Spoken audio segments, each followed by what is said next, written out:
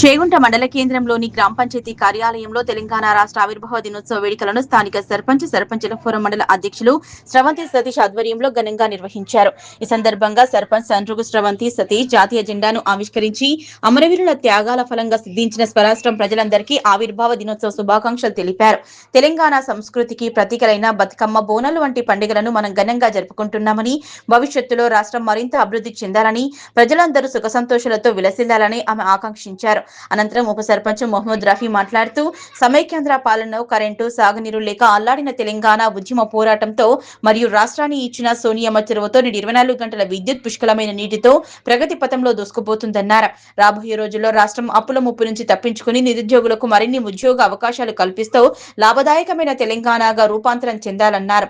ఈ వేడుకల మధ్యలోనే ఇటీవల అనారోగ్యంతో అకాల మరణం చెందిన 2వ వార్డు మెంబర్ సాయిబాబాకు చేగుంట పాలకవర్గం సిబ్బంది 2 నిమిషాలు మౌనం పాటించి ఘన నివాళులు అర్పించారు. ఎందరో పోరాట వీరుల త్యాగాలను స్మరిస్తూ ఉత్సవాలు నిర్వహించారు. ఈ కార్యక్రమంలో చేగుంట పంచాయతీ కార్యదర్శి వెంకటేష్, సిబ్బంది లింగం, సత్యనారాయణ, సాదుల్లా, శ్రీనివాస్, వివిధ వార్డు సభ్యులు పాల్గొన్నారు.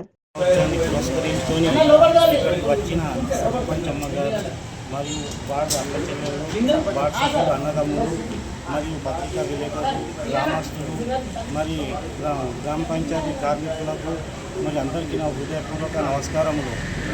మన తెలంగాణ సమైక్య ఆంధ్రలో ఉన్నప్పుడు మన తెలంగాణ చీకటిమయంగా 7 గంటల కరెంటుతోటి ఉండే, మరియు బీడు భూములు ఎక్కువ ఉండే, మరియు ఉద్యోగాలు లేకుండే, నీళ్లు, విద్యుత్ నియామకాల కోసం మన కేసీఆర్ గారు తెలంగాణ ప్రజలకు ఒకటి చేసి ఉద్యమం స్టార్ట్ చేసినారు. ఆయన గారికి నిండు నూరేళ్ళు చల్లగా బతకాలని దీవిస్తుంటూ ఆయనకు వందనం చేస్తున్నాను. మరియు తెలంగాణ 3 కోట్ల ప్రజల గొంతుకను విని మన సోనియమ్మ గారు తెలంగాణ ఇచ్చినారు. ఆమె కూడా నిండు నూరేళ్ళు చల్లగా బతకాలని కోరుకుంటున్నాను.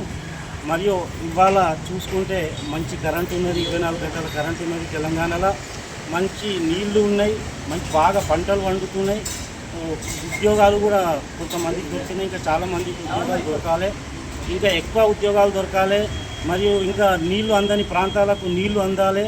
మళ్ళీ కరెంటు కూడా కొంచెం కోత ఉన్నది, అది కూడా కాకుండా ఫుల్ కరెంటు, ఫుల్ నీళ్లు, ఫుల్ ఉద్యోగాలు రావాలని కోరుకుంటున్నాను. మరియు ప్రభుత్వాలు అప్పుల తెలంగాణ చేయకుండా లాభదాయకమైన తెలంగాణ చేయాలని కోరుకుంటున్నాను. ఈ అవకాశం ఇచ్చిన అందరికీ నా హృదయపూర్వక నమస్కారం. తెలంగాణ ఆవిష్కరణ దినోత్సవ శుభాకాంక్షలు. ఈ రోజున జూన్ 2 తెలంగాణ ఆవిష్కరించిన పవిత్రమైన రోజు. 2014 సంవత్సరంలో ఇదే రోజున భారతదేశంలో 29వ రాష్ట్రంగా తెలంగాణ ఏర్పడింది. ఎందరో అమరవీరులు తమ ప్రాణాలు సైతం అర్పించారు. వారికి ఇవాళ అర్పించుకుంటున్నాను. అలాగే బతుకమ్మ, బోనాలు వంటి పండుగలు మనం తెలంగాణలో జరుపుకుంటున్నాం. ఇంకా అభివృద్ధి కావాలని కోరుకుంటూ ప్రజలందరూ సుఖ సంతోషాలతో ఉండాలని మనస్ఫూర్తిగా కోరుకుంటున్నాం. జై తెలంగాణ.